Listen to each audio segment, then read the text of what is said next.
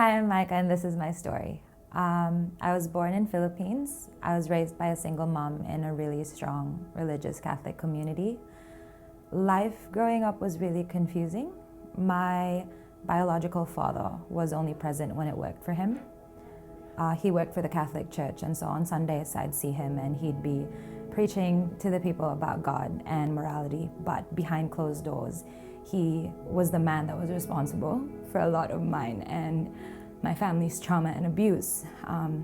That affected a lot on who I thought God was. And so by the age of 7, I decided that God wasn't real and that he was just some tool that the humans use to create to get what they want by inflicting fear.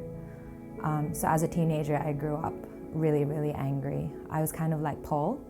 If anyone preached Jesus to me, I would make it my life's mission to convert them into atheism or at least make them cry.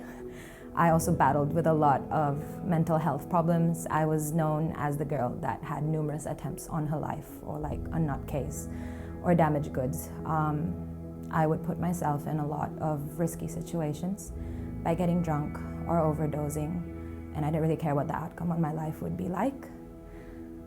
That did open a lot of doors of abuse by the men that I was around, but at that point I didn't really care. It all started to change when I hit rock bottom. It was like 2 or 3 a.m. and I was high in the middle of a road. I was running away from the consequences of my actions.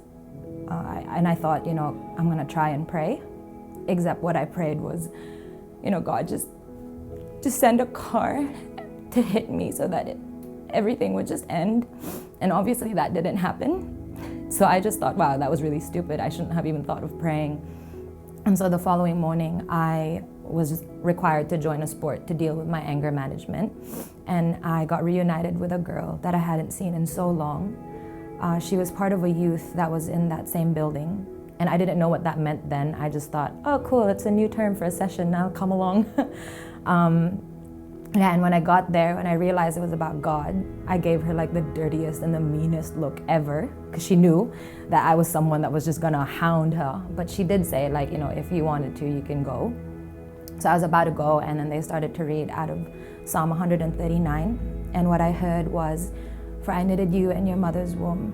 I knew you before you were born." And my first thought was, what a load of rubbish. I was an accident, I wasn't wanted, you don't know what you're talking about, and I decided to stay because I wanted to debate with a pastor afterwards. But yeah, and so I stayed there, and as they continued, they put on this video that was Louis Giglio, and it was him saying how God was in all things, and everyone started to sing, "How great is our God." And by the salvation call, I was a mess. I was on the floor, I curled into a ball, I was crying, and so I put my hand up and then they prayed for me.